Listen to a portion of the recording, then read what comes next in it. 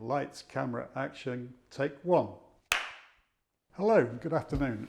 Today we're very fortunate to be joined by three young ladies to talk about their thoughts and perspectives on watches in general, with obviously a slight focus on vintage watches.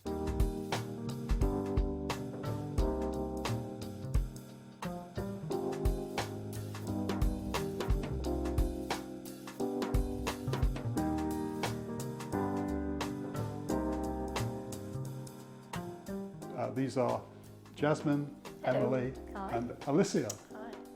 So we've got one or two little topics to cover. These young ladies have each chosen one or two watches from our current collection, which they've chosen as their favourites. The challenge I always find whenever a gent comes to buy a vintage watch from us is they're always very nervous about what to buy, and of course it's very difficult for a man sometimes to put themselves in the mindset of their partner or wife to decide what's best to buy. Emily, you came up with an idea on this the other day, which I felt was interesting. Yeah, well, basically I thought that if someone was to show me a picture of their wife or their partner or girlfriend and showed me a few of the pieces of jewellery they like to wear, I think if someone told me about them for about 5 minutes and showed me a few pictures and what they wear, I think I could get a pretty good idea of what watch they would like. I think it's easier for a girl. So you could almost be a sounding board for us on that. Yeah, I could, yeah. We could pay you as a consultant every now and again. If you wanted, yeah. We should start a service. Yeah, I should, yeah. Obviously there are watches for all ages, tastes, styles, whether they're more robust or whether they're dress watches or whether they're everyday watches. So you've each chosen a small selection today. How about you, Alicia? Would you like to talk us through one or two of the watches you've chosen? So I've tried to choose like a nice array of different types for different occasions. Like this is obviously very special. It's a bit more dressy for maybe for like a wedding or a party.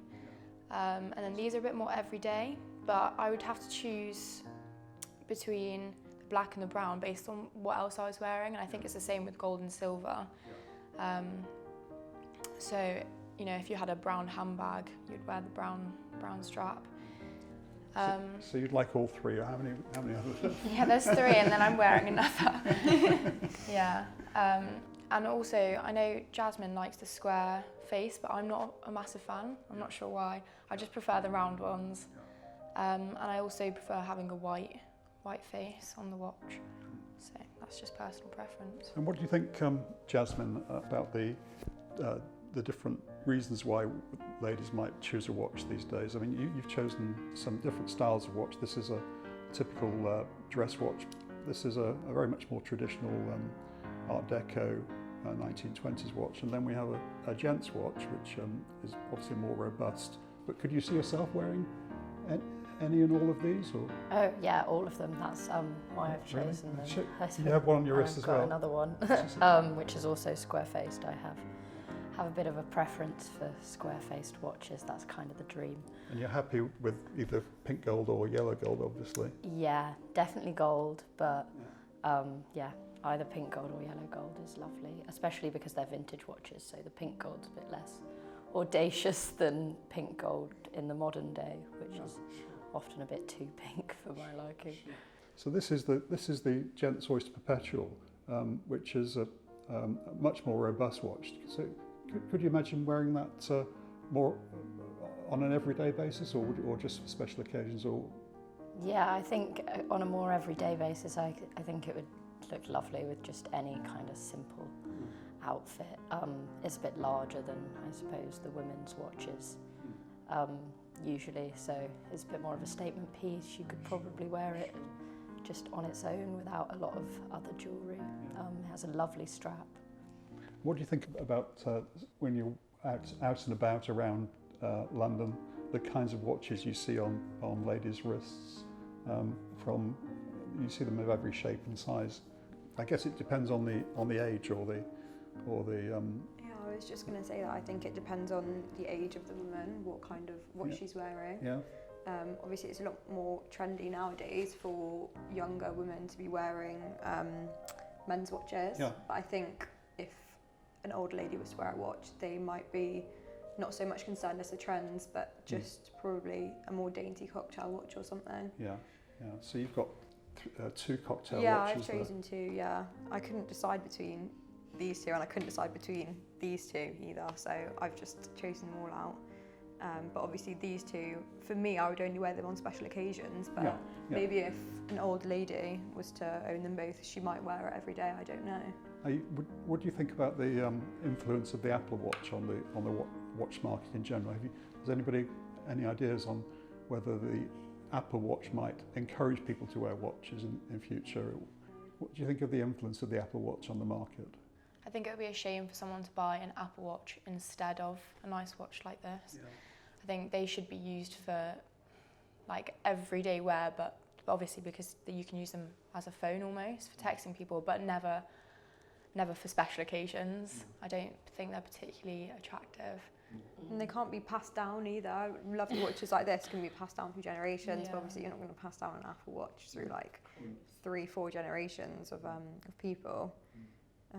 But obviously they are a lot more practical, if that's what you're looking for, is something that you can use for everything, then I don't know, I guess it just depends on the person. If we just go back to the big question, which is the challenges of somebody buying you a watch. You want to give some hints or give some pointers to any boyfriends out there that are considering buying their partner a watch, or husbands buying their wife a watch. What should they think about? Definitely think about whether whoever you're buying it for wears more gold or silver. A lot of the time, women will choose whether they wear more gold or silver based on like the undertones in their skin, even, because that's the kind of thing you pay attention to. So you know, silver will look better on certain people. Help me with that. What are the undertones if Okay, someone's so skin? if you have more of an olive, like green Yeah. undertone, then Yeah. gold generally looks better on you. If you have Okay. more pinky bluey undertones, then silver generally looks Right. better. And it would on your hair type as well. So like if you've Yeah. got like blonde or brunette hair, sometimes it like helps you decide what colour jewellery Yeah. you're going to wear. Yeah. So again, if somebody was to send in a photograph and we were to run it by you, you could. Probably, yeah. I reckon I could give it a good go. Yeah. Jasmine, you've picked out 4 watches today. 3 of them with square or rectangular faces. Just give us a second or two on what made you pick out these 4 watches. As I've said, and Alicia said, I am just a big fan of kind of square watch faces. Sure. These ones that I picked out, this one's just gorgeous and classic, which is why I'm wearing it. I think both have a kind of Art Deco style dial. Yeah. You must like that. I study art history and I'm big into Art Deco, Sure, so sure. I suppose maybe that plays an influence. And for the other 2, this one's just a beautiful watch to wear, I don't know, to somewhere super fancy. The straps, well, it's called a So bracelet, it's kind of isn't it? dainty evening wear stroke cocktail watch for dinner. And it's textured and beautiful. And then this one is just classic. I love the black dial, and the strap, you said, is super unique as well. It's just really nicely textured. Yeah. The Oyster Perpetual is the classic Rolex. You've chosen the smaller gents watch there of the 1950s or 60s. It's a lovely piece. So Emily, you've chosen 4 5. watches plus 1 on your wrist. Yeah. So I chose this one because I wanted to choose different ones for different occasions that I'd wear them, really. Sure. And this one is obviously a more dressy, like Jasmine was saying, for a formal party or a wedding or something, with a nice, probably long dress, I don't know. And then this one I chose, well, I couldn't really leave it. It's like, it's more bracelet than watch, really, isn't it? I don't even think it's that practical for telling the time, because the dial is so small. But it's such a statement. I think it's just lovely. It's a lot of gold, isn't it? So I really liked it. These 2 I think are actually quite similar, but I couldn't really choose between them. I'm really into a clean design for an everyday watch. That's what I really like. and probably a black strap as well, because my handbag that I wear every day is black. Just like I said, matching accessories to other accessories. Sure. And I wear a lot of gold jewellery as well, so that's why all the watches I've chosen are gold. Apart from this one, which is pink gold, I think. But the bracelet's gold, isn't it? And then the dial is pink gold. Yeah. So yeah. And then this one is the only square one I've chosen, but I don't know. It's just a little bit more unique, isn't it? Just speaks to you. Yeah, in a way. And I like the blue strap as well. It's a bit different to the other ones I picked out. But I'd really love to wear that one. Great. And Alicia, you have four watches? Yeah, again? I've got 4. 3, one on your wrist and 3 in front of you?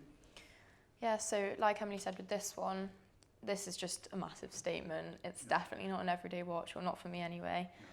And also very expensive, so you wouldn't want to wear something like that every day. But I've also gone for gold. That's because I wear gold rings, and also if you're buying for your wife, she may have a nice ring on her finger from your wedding, so that's another thing to think about. If it's silver, then probably get a silver watch if she's going to be wearing them together. And then brown leather, I have a brown leather bag, so it's brown with gold detailing, so that would go nicely with that, but I would probably go for black most of the time because it goes with more things. And then the one I'm wearing on my wrist is just a bit different. You don't see white straps very often. Goes nice with your nails. Goes nuts with my nails. And yeah, I love this face bit. It's beautiful. So could you imagine owning 4 watches, or would you just... I would love to. I think that is the dream, but... It would be so nice to wake up every morning and choose a watch to match your outfit. I would love it. Maybe one day. So there are things we all aspire to, and watches are certainly one of the things that we can aspire to. And some of these are definitely aspirational watches. Some are a little bit cheaper, starting at around £2,000, £2,500 for this small ladies Rolex, up to £18,000 for the Patek on the end there. Wow. Expensive taste. Yeah. So there's a watch for all price ranges and tastes. Well, thank you very much for joining us, ladies. It's been great to have you and hear a lady's perspective on watches, and it's been very interesting and entertaining. Thank you. Thank you. Thank you.